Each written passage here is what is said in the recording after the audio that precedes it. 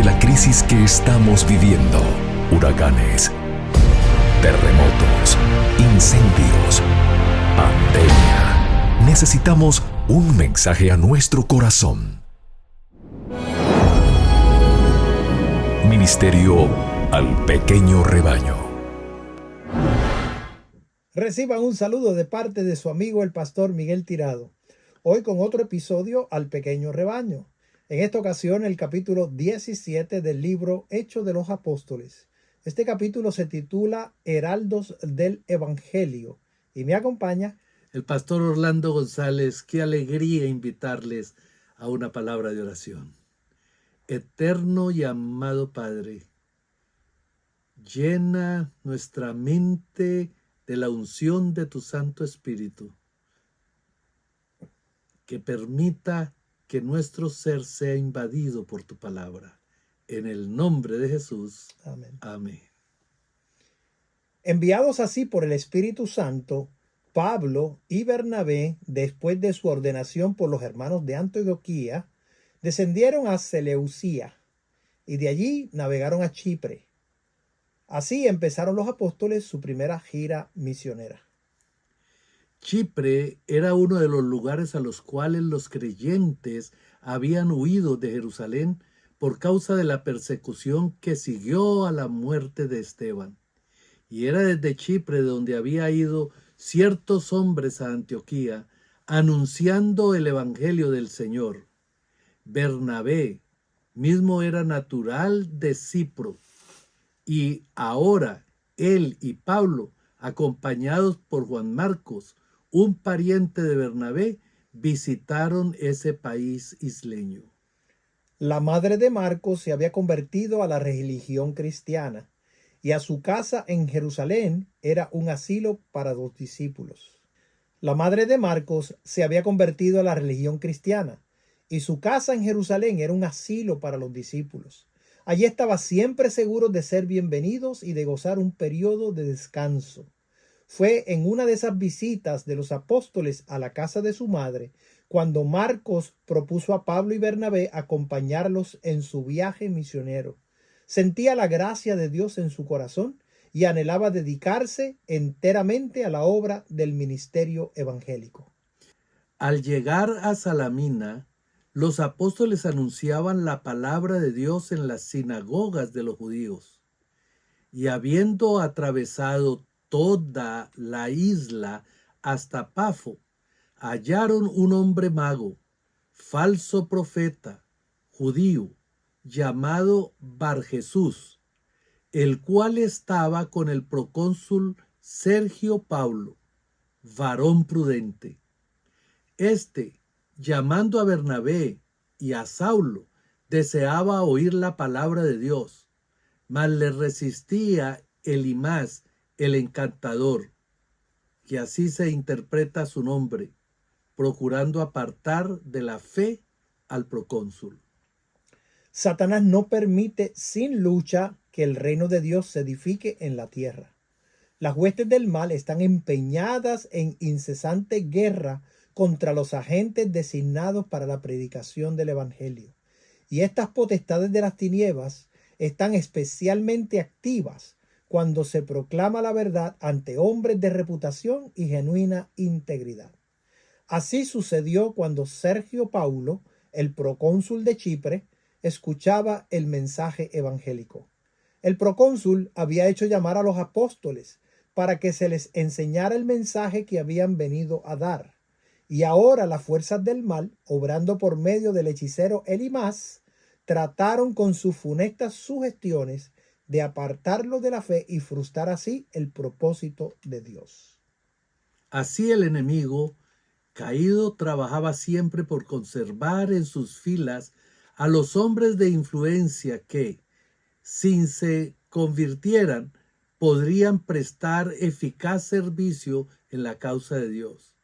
Pero el fiero obrero evangélico no necesita temer ser derrotado por el enemigo, porque es su privilegio ser dotado del poder celestial para resistir toda influencia satánica. Aunque penosamente acosado por Satanás, Pablo tuvo valor para increpar a aquel por quien el enemigo estaba trabajando. Lleno del Espíritu Santo, el apóstol, poniendo en él los ojos, dijo: Oh, lleno de todo engaño y de toda maldad, hijo del diablo, enemigo de toda justicia, ¿no cesarás de trastornar los caminos rectos del Señor? Ahora pues, he aquí la mano del Señor es contra ti, y serás ciego, que no veas el sol por tiempo. Y luego cayeron en él oscuridad y tinieblas, y andando alrededor buscaba quien le condujese por la mano. Entonces el procónsul, viendo lo que había sido hecho, creyó maravillado de la doctrina del Señor. El adivino había cerrado los ojos a las evidencias de la verdad evangélica, y el Señor, con justo enojo, cegó sus ojos naturales, privándolo de la luz del día. La ceguera no fue permanente, sino temporal, a fin de que le indujese a arrepentirse y a procurar perdón de Dios, a quien había ofendido tan gravemente.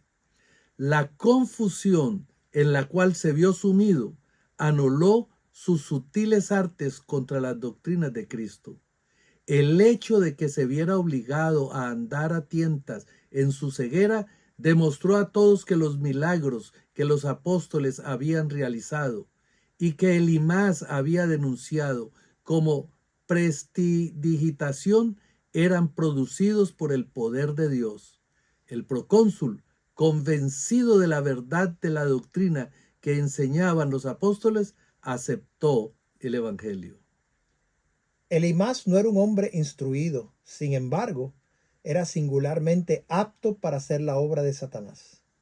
Aquellos que predican la verdad de Dios encontrarán al astuto enemigo en muchas formas diferentes.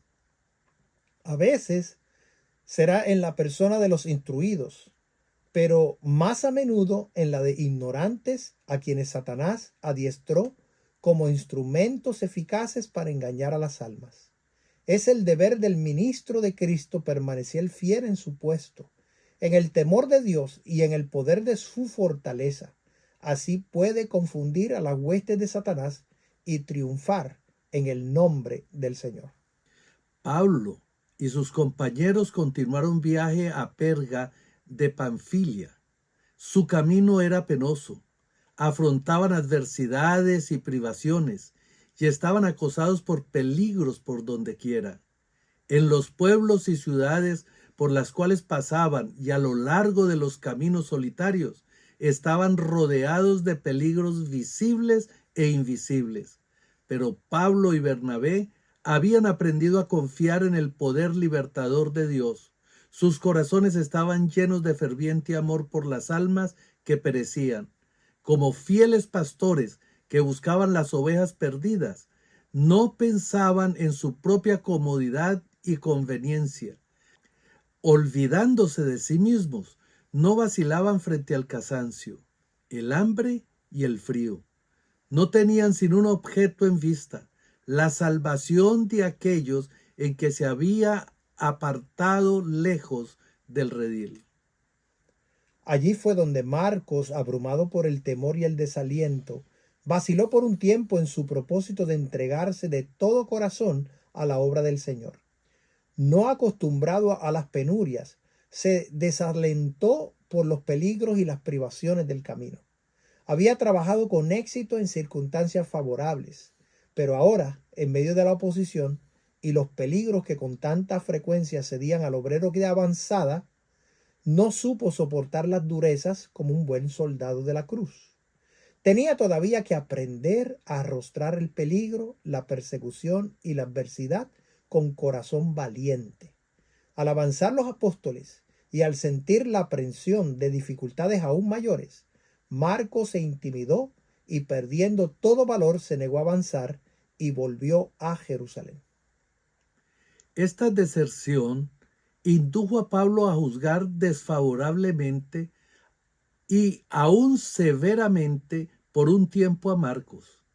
Bernabé, por otro lado, se inclinaba a excusarlo por causa de su inexperiencia. Anhelaba que Marcos no abandonase el ministerio, porque veía en él cualidades que le habilitarían para ser un obrero útil para Cristo. En años ulteriores, su solicitud por Marcos fue ricamente recompensada, porque el joven se entregó sin reservas al Señor y a la obra de predicar el mensaje evangélico en campos difíciles, bajo la bendición de Dios y la sabia enseñanza de Bernabé. Se transformó en un valioso obrero. Pablo se reconcilió más tarde con Marcos y le recibió como su colaborador. También lo recomendó a los colosenses como colaborador en el reino de Dios y uno que me ha sido consuelo. De nuevo, no mucho antes de su muerte, habló de Marcos como uno que le era útil para el ministerio. Después de la partida de Marcos, Pablo y Bernabé visitaron Antioquía de Pisidia y el sábado fueron a la sinagoga de los judíos y se sentaron. Después de la lectura de la ley y de los profetas, los príncipes de la sinagoga enviaron a ellos diciendo: varones hermanos, si tenéis alguna palabra de exhortación para el pueblo, hablad. Al ser invitado así a hablar, Pablo levantóse, hecha señal de silencio con la mano, dice: varones israelitas, y los que teméis a Dios, oíd. Entonces pronunció un maravilloso discurso. Historió la manera en que el Señor había tratado con los judíos desde el tiempo de la liberación de la esclavitud egipcia y cómo se había prometido un Salvador de la simiente de David. Y osadamente declaró que de la simiente de este Dios, conforme a la promesa, levantó Jesús por Salvador a Israel, predicando Juan delante de la faz de su venida el bautismo de arrepentimiento a todo el pueblo de Israel. Mas como Juan cumpliese su carrera, dijo: ¿quién pensáis que soy?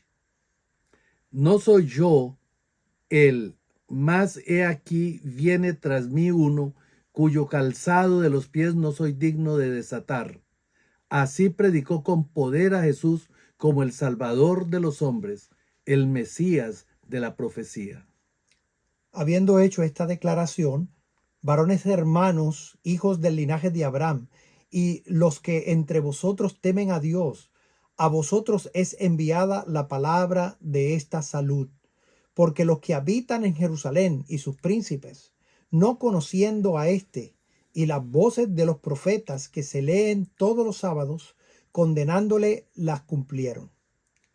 Pablo no vaciló en decir claramente la verdad acerca del rechazamiento del Salvador por los dirigentes judíos. Y sin hallar en él causa de muerte, declaró el apóstol, pidieron a Pilato que le matasen. Y habiendo cumplido todas las cosas que de él estaban escritas, quitándolo del madero, lo pusieron en el sepulcro. Mas Dios le levantó de los muertos, y él fue visto por muchos días de los que habían subido juntamente con él de Galilea a Jerusalén, los cuales son sus testigos al pueblo.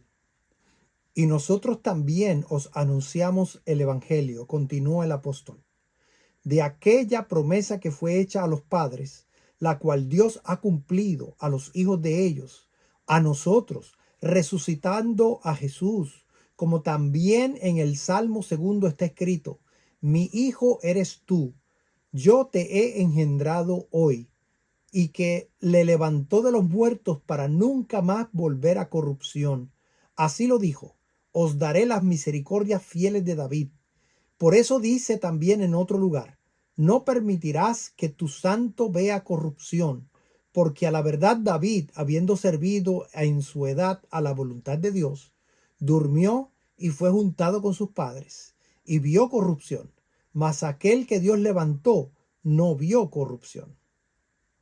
Y luego, habiendo hablado claramente del cumplimiento de profecías familiares concernientes al Mesías, Pablo les predicó el arrepentimiento y la remisión de pecado por los méritos de Jesús su Salvador. Séaos pues notorio, dijo, que por este os he anunciada remisión de pecados, y de todo lo que por la ley de Moisés no pudisteis ser justificados. En este es justificado todo aquel que creyere. El Espíritu de Dios acompañó las palabras que fueron habladas y fueron tocados los corazones. El apóstol apeló a las profecías del Antiguo Testamento y su declaración de que éstas se habían cumplido en el ministerio de Jesús de Nazaret. Convenció a muchos que anhelaban el advenimiento del Mesías prometido, y las palabras de seguridad del orador de que el Evangelio de la salvación era para judíos y gentiles por igual, infundió esperanza y gozo a aquellos que no se contaban entre los hijos de Abraham según la carne. Y saliendo ellos de la sinagoga de los judíos, los gentiles le rogaron que el sábado siguiente les hablase estas palabras. Habiéndose disuelto finalmente la congregación, muchos de los judíos y de los religiosos prosélitos que habían aceptado las buenas nuevas que se les dieron ese día, siguieron a Pablo y Bernabé, los cuales hablándoles les persuadían que permaneciesen en la gracia de Dios. El interés que despertó en Antioquía de Siria el discurso de Pablo reunió al sábado siguiente casi toda la ciudad a oír la palabra de Dios. Mas los judíos, visto el gentío, llenáronse de celo y se oponían a lo que Pablo decía, contradiciendo y blasfemando. Entonces Pablo y Bernabé, usando de la libertad, dijeron: a vosotros a la verdad era menester que se os hablase la palabra de Dios. Mas pues que la desecháis y os juzgáis indignos de la vida eterna, he aquí nos volvemos a los gentiles. Porque así nos ha mandado el Señor diciendo: te he puesto para luz de los gentiles, para que seas salud hasta lo postrero de la tierra. Y los gentiles oyendo esto fueron gozosos y glorificaban la palabra del Señor, y creyeron todos los que estaban ordenados para vida eterna. Se regocijaron sobremanera porque Cristo les reconocía como hijos de Dios, y con corazones agradecidos escucharon la palabra predicada.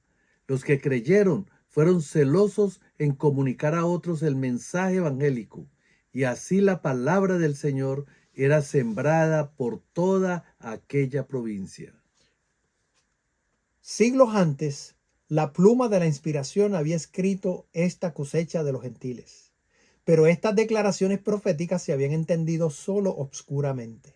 Oseas había dicho: sin embargo, el número de los hijos de Israel será como la arena del mar, que no pueden ser medidas ni contadas. Y acontecerá que en el lugar donde les fue dicho: no sois mi pueblo, les será dicho: hijos sois del Dios vivo. Y en otro lugar: te sembraré para mí mismo en la tierra, y me compadeceré de la no compadecida. Y al que dije que no era mi pueblo, le diré: pueblo mío eres. Y él me dirá a mí: tú eres mi Dios. El Salvador mismo, durante su ministerio terrenal, predijo la difusión del evangelio entre los gentiles. En la parábola de la viña, declaró a los impenitentes judíos: el reino de Dios será quitado de vosotros y será dado a gente que haga los frutos de él. Y después de su resurrección, comisionó a sus discípulos a ir por todo el mundo y doctrinar a todos los gentiles. No debéis dejar a nadie sin amonestar, sino que habían de predicar el evangelio a toda criatura. Al volverse a los gentiles en Antioquía de Pisidia, Pablo y Bernabé no dejaron de trabajar por los judíos, donde quiera que tuviesen oportunidad de hacerse oír. Más tarde, en Tesalónica, en Corinto, en Éfeso y en otros centros importantes, Pablo y sus compañeros de labor predicaron el evangelio tanto a judíos como a los gentiles. Pero sus mejores energías se dirigieron desde entonces a la edificación del reino de Dios en territorio pagano, entre pueblos que no tenían sino poco o ningún conocimiento del verdadero Dios y de su Hijo. El corazón de Pablo y de sus colaboradores suspiraba por aquellos que estaban sin Cristo, alejados de la República de Israel y extranjeros a los pactos de la promesa, sin esperanza y sin Dios en el mundo.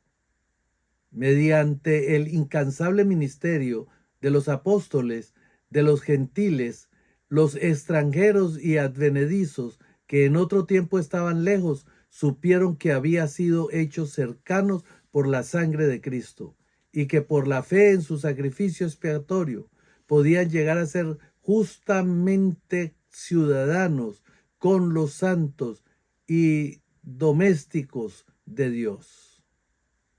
Avanzando por la fe, Pablo trabajaba incesantemente por la edificación del reino de Dios entre aquellos que habían sido descuidados por los maestros de Israel. Exaltaba constantemente a Cristo Jesús como el Rey de Reyes y Señor de Señores, y exhortaba a los que creían a ser arraigados y sobreedificados en Él y confirmados en la fe. Para los que creen, Cristo es un fundamento seguro. Sobre esta piedra viva pueden edificar igualmente judíos y gentiles. Es bastante ancho para todos y bastante fuerte para sostener el peso y la carga de todo el mundo. Este es un hecho claramente reconocido por Pablo mismo en los días finales de su ministerio, cuando, al dirigirse a un grupo de gentiles creyentes que habían permanecido firmes en su amor a la verdad del Evangelio, el apóstol escribió que estaban edificados sobre los fundamentos de los apóstoles y profetas, siendo la principal piedra del ángulo Jesucristo mismo. Cuando el mensaje evangélico se extendió en Pisidia, los judíos incrédulos de Antioquía, cegados por el prejuicio, concitaron mujeres pías y honestas y a los principales de la ciudad y levantaron persecución contra Pablo y Bernabé y los echaron de aquel distrito. Los apóstoles no se desanimaron por este trato. Recordaron las palabras del Señor. Bienaventurados sois cuando os vituperaren y os persiguieren, y dijeren de vosotros todo mal por mi causa mintiendo. Gozaos y alegraos, porque vuestra merced es grande en los cielos, que así persiguieron los apóstoles que fueron antes de vosotros. El mensaje evangélico avanzaba y los apóstoles tenían plena razón para sentirse animados. Sus palabras habían sido ricamente bendecidas entre los de Pisidia que vivían en Antioquía, y los creyentes a quienes habían dejado solos para continuar la obra durante un tiempo estaban llenos de gozo y del Espíritu Santo. Queridos hermanos, la invitación continúa. El Rey de Reyes aún no ha venido, pero la victoria ya fue ganada. Las acechanzas del enemigo quieren separarnos de la gracia, del amor y de la misericordia de nuestro Salvador. Pero Él ha enviado un consolador para guiarnos, para sostenernos y permitirnos ser colaboradores en la misión que nos ha encomendado. Venid y juntos compartamos las maravillas de nuestro Salvador a un mundo que perece. Les invito a orar. Amoroso Padre, en tu gran misericordia, la manera en que tú permitiste que el Evangelio fuera propagado en diferentes lugares, extendiéndolo aún más allá a los confines de la tierra, no solo a judíos, sino también a gentiles, nos da la oportunidad de conocerte y nos da la oportunidad de participar de tu gran reino. Por lo tanto, Señor, te agradecemos profundamente por tu misericordia. En el nombre de Jesús. Amén. Amén. Te invito a compartir este mensaje con tus amigos. Este es un mensaje al pequeño rebaño. Dios te bendiga. Y bendiciones.